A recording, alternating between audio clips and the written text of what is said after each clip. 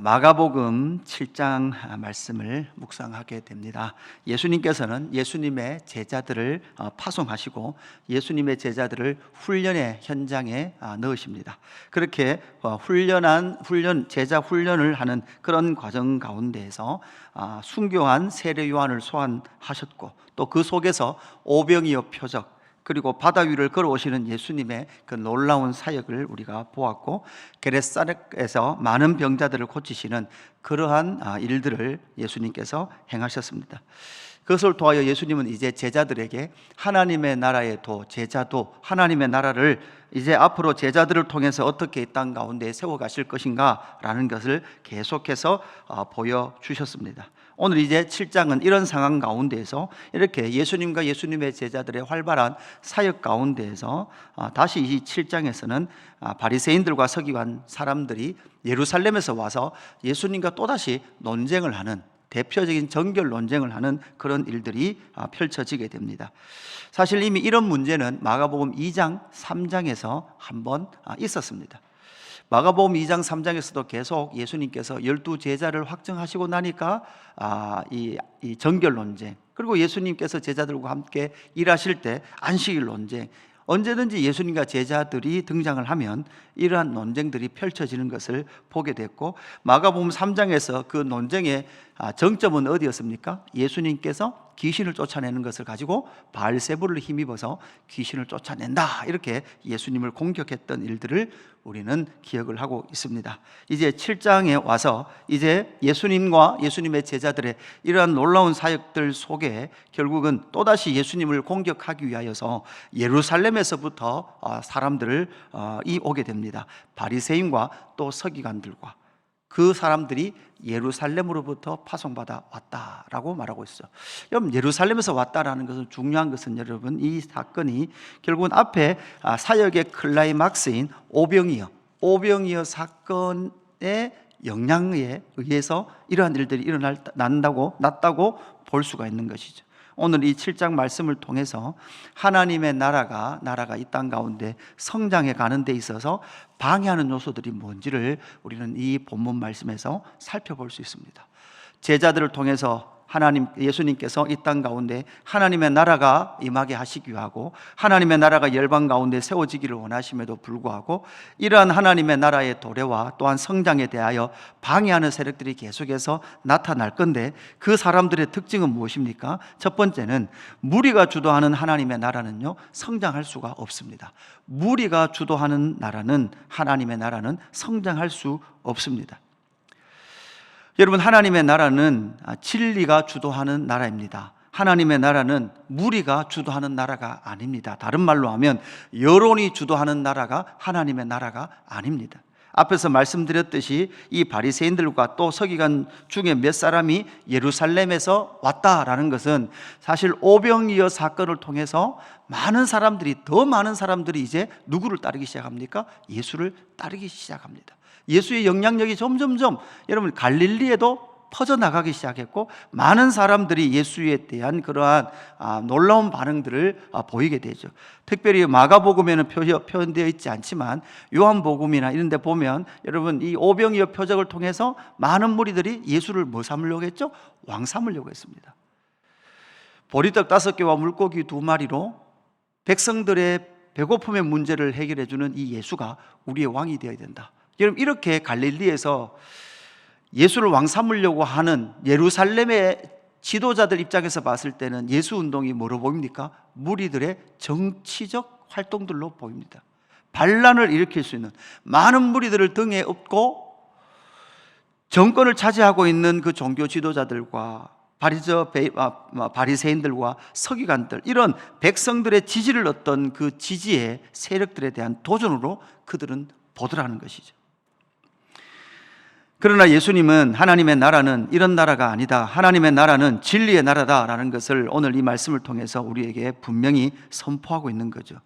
본격적으로 하나님의 나라가 이 땅 가운데 세워지고 도래하고 하나님의 나라가 확장되어 가야 함에도 불구하고 계속해서 그 무리들은 이 하나님의 나라를 진리의 나라로 보기보다는 많은 사람들이 인정하는 그 나라, 많은 사람들이 인식하고 있는 그 나라로 바꿔내려고 하고 하나님의 나라의 성장을 막으려고 하는 그러한 일들이 일어나더라는 거죠.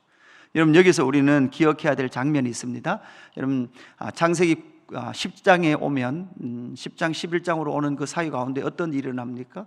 노아 홍수 이후로 또다시 하나님의 왕권을 부정하던 사람들이 시날 땅에다가 바벨탑을 쌓고 니므롯을 중심으로 해서 그들의 나라, 그러니까 바벨론이라는 세상 나라를 만들어내죠. 하나님의 왕권을 거부하고 그들이 만들어낸 나라가 바벨론이라는 고대 국가입니다. 그래서 바벨탑을 쌓으면서 그들이 세 가지를 이야기하죠. 하늘에 닿자 이렇게 말하고, 우리의 이름을 내자, 그리고 흩어짐을 면하자. 결국은 흩어짐을 면해서 큰 무리를 만들고, 그 큰 무리를 통해서 누군가 자기의 이름을 내며 하늘에 닿아서 하나님의 이름을 지워버리고 그 자리에 자기의 이름을 올려놓는, 이게 바로 세상 나라의 특징이죠. 이런 세상 나라의 특징이 이미 구약의 역사를 통해서 이스라엘을 점령했고, 그 하나님의 나라라고 말했던 이 이스라엘의 중심지였던 예루살렘에서 하나님의 나라가 도래했고, 하나님의 나라의 왕이 오셨음에도 불구하고 그 하나님의 나라의 왕이신 예수를 거부하는, 바로 무리가 주도하는 하나님의 나라로 그들은 하나님의 나라를 변질시켜 버렸다라는 것을 이 사건을 통해서 우리는 먼저 기억을 하게 됩니다. 두 번째는 무엇입니까? 장로들의 전통으로는 하나님의 나라는 성장할 수 없습니다. 5절부터 해서 어떤 말씀이 나옵니까? 이에 바리새인들과 서기관들이 예수께 묻되 어찌하여 당신의 제자들은 장로들의 전통을 준행하지 아니하고, 이렇게 말합니다. 그래서 오늘 5절에서부터 해서 계속 살펴보면 반복되는 단어가 장로들의 전통, 사람의 계명, 사람의 전통, 너희의 전통, 너희가 전한 전통, 이런 말씀들이 계속해서 반복해 나타나고, 예수님께서는 거기에 대응하셔서 하나님의 계명, 하나님의 말씀, 이렇게 대응을 하고 있는 거죠. 장로들의 전통을 결국은 예수님은 6절 이후에 보면 이렇게 말하죠. 이르시되 이사야가 너희 외식하는 자에 대하여, 이렇게 말합니다. 장로들의 전통은 결국은 여러분 무엇 하는가라는 거예요? 외식하는 거라는 거죠. 외식이 무엇입니까? 누구에게인가 보여주기 위해서. 여러분, 구약의 레위기서에 나오는 많은 정결법이라든지 음식법이라든지 이런 법들은 여러분 왜 그렇게 기록을 해주고 있습니까? 내가 거룩하게 살았다, 내가 너희들보다 정결법을 더 잘 지켜서 내가 너희보다 더 거룩하다, 거룩하지 않은 자들을 비난하고 정죄하기 위하여서 그런 법을 주신 것이 아니라, 여러분 그 정결법은 하나님께서 하나님 백성들의 건강한 삶을 위해서 하나님이 그 백성들을 사랑하시기 때문에 주셨던 것이 정결법입니다. 그런데 그 정결법이 지금 어떻게 일을 하고 있습니까? 어떤 한 사람을 죽이는 일에 동원되고 있는 것이죠. 자기들은 거룩합니다. 자기들은 율법을 지켰다고 생각합니다. 여기서 장로들의 전통이라는 것은 그 율법의 하위 법령들을 인간들이 스스로 만들어내서 그 율법의 본 의도 잃어버린 채 우리는 이것을 지키는 너희와 다른 자들이다 라고 말하기 위하여 만들어내는 것이죠. 여러분, 그런 의미에서 때로는 여러분 목회자들도 마찬가지죠. 너희와 다르다, 그죠? 이런 것들이 많이 나타나요. 어떻게 나타날까요? 어떤 일들로, 그죠? 여러분 막 가운 이런 것들 있잖아요. 가운. 지금 종교개혁하면서 가운 다 없앴는데, 그죠? 저희 교단도 이제 가운을 많이 입는데 저희 교단은 아무것도 이게 달지 않습니다. 가운에 그냥 딱 가운, 까만색, 그죠? 검은색 가운만 있는데 요즘 가면 갈수록 목사님들의 가운들이 화려해지기 시작합니다. 막, 그죠? 가운이 뭐가 자꾸 붙어요. 뭐가 붙습니까? 박사학위도 붙고요. 막 이렇게 막 무슨 총회장도 붙고요. 가운에 계속해서 많은 것들이 붙어요. 그래서 뭐를 말합니까? 너희와 나는 다르다. 여러분, 그렇지 않습니다. 모두 다 하나님을 사랑하는 하나님의 백성이고 하나님의 자녀입니다. 계속해서 인간은 이러한 법들을 만들어냅니다. 그래서 나는 너희와 다르다. 그리고 그것을 지키지 않는 자들에 대해서 결국은 죽이려고 덤벼들었던 것이 장로들의 전통, 이 전통의 결과, 사람의 전통, 사람의 계명의 결론이었던 것이죠. 결국은 이 백성들은 입술로는 하나님을 공경하지만 마음으로는 하나님에게서 멀었습니다. 사람의로 교훈을 삼아서 헛된 것을 경배하는 그런 상황이 되었죠. 예수님께서는 그 예를 무엇으로 가지고 옵니까? 부모를 공경하라라고 말씀하셨는데, 그 부모를 공경하지 않는 자는 죽이라 이렇게 말씀했는데도 불구하고 이들은 하위 법령에 의해서 고르반이라는 제도를 만들어내죠. 고르반이라는 제도를 어떻게 이용합니까? 부모님에게 드려야 되는데, 여러분 부모님에게도 드려야 되고 누구에게도 드려야 됩니까? 하나님께로 드려야 되는데 뭐라고 말해요? 하나님께 드리면서 부모님께 드리는 것은 고르반 이렇게 말해버리면 부모님을 이제 부모님을 보살피지 않아도 되는 그러한 법으로 그들은 변질시켜 버렸던 것이죠. 결국 하나님의 말씀의 본의, 우리가 이 아침마다 매일매일 이 아침마다 이 성경을 또 묵상하고 또 설교하고 묵상하는 이유가 무엇입니까? 하나님의 말씀의 본의가 뭔지를 우리는 읽어내야 됩니다. 표면적인 그러한 하고 하지 않는 것을 넘어서 왜 해야 되며 그 해야 됨의 근원이 무엇인가라는 것을 우리는 이 말씀을 통해서 발견하고, 그렇게 발견될 때에 사실 세 번째로 넘어가죠. 하나님의 나라의 성장을 방해하는 요소는 사람의 마음이 정결하지 않기 때문에 하나님의 나라의 성장을 방해하고 있다는 거예요. 결국 여러분 무엇을 발견해야 합니까? 여러분 말씀의 본의를 발견하면 뭐가 발견되는가 하면 내 마음이 온전하지 못하구나라는 것을 발견하게 돼요. 왜냐하면 내 안에서도 끊임없이 누군가는 판단하고 정죄하려고 하는 것들이 계속해서 올라옵니다. 내가 너보다는 옳다라는 것이 계속해서 우리를 괴롭힙니다. 예수님이 뭐라고 말씀하십니까? 무엇이든지 15절에 보니까 무엇이든지 밖에서 사람에게로 들어가는 것은 능히 사람을 더럽게 하지 못하되 사람 안에서 나오는 것이 사람을 더럽게 하는 것이라 이렇게 말씀하죠. 근데 여러분 이 말씀도 사실은 제자들도 깨닫지 못했어요. 이 의미도 누구에게만 해석해 줍니까? 제자들에게만 해석해 주죠.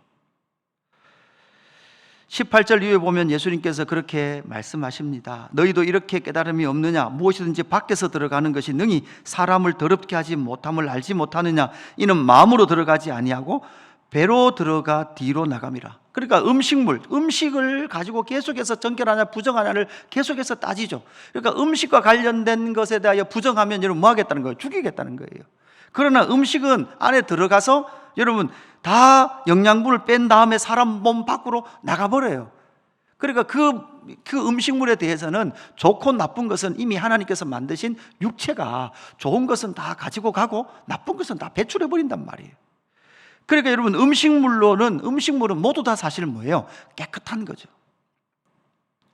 진짜 더러운 것은 무엇입니까? 20절에 이렇게 말합니다. 또 이르시되 사람에게서 나오는 그것이 사람을 더럽게 하느니라.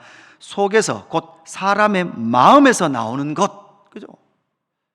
사람을 진짜 더럽게 하는 것은 마음에서 나오는 것이 무엇을 만들어냅니까? 악한 생각, 곧 음란과 도둑질과. 여러분 보십시오. 마음인데 마음에서 뭐 하는 거예요? 악한 생각을 하는 거예요. 금요일날 우리가 말씀을 나눴죠. 여러분 우리는 여기서 한다고 생각하지만 아니, 여기서 나오는 게 아니라 마음에서 생각이 나오는 거예요. 그래서 마음에서 나오기 때문에 이 마음 먹은 것을 인간은 기어이 뭐 해냅니까? 실현해냅니다. 실행해내는 거죠. 이런 음란과 도둑질과 살인과 간음과 탐욕과 악독과 속임과 음탕과 질투와 비방과 교만과 우매함인데, 여러분 로마서 우리가 알듯이 1장에 보면 이런 일들을 행하는 자들은 다 뭐예요? 사형에 선언된 거예요. 사형이 선언되는 것입니다. 그러니까 장로들의 전통을 지키고 사람의 전통을 지켜서 우리는 좀 괜찮은 사람이다, 우리는 부정한 것, 정결하지 않은 것을 먹지 않았기 때문에 우리는 정결하고 너희는 손 씻지 않고 먹었기 때문에 너희는 부정하다, 장로들의 전통을 지켰으니 너희는 죽어야 된다 라고 말하는 그 율법의 정신은 하나님의 말씀의 본의가 아니고, 진짜 더러운 것은 너희의 마음이 생각을 사로잡아 이러한 일들을 행하는 너희는 결국 어떤 상태입니까? 사망의 상태에 처했다. 이뿐만 아니라 이러한 일을 행하는 자들, 여러분 뭐합니까? 이 세상은 옳다고 말합니다. 지금 하나님의 나라 이스라엘 속에서도 이때까지 구약의 역사 속에 누가 지지를 받았습니까? 바로 이 바리새인들과 서기관들이 백성들의 지지를 받았습니다. 이런 일을 행하고 있는데도 불구하고 사람들이 이들이 옳다라고 말하고, 마지막에 예수님 십자가에 달려 죽으실 때도 예수님이 잘못됐습니다. 이들이 옳습니다. 이것이 바로 이스라엘 백성들이 행했던 일이었던 것이죠.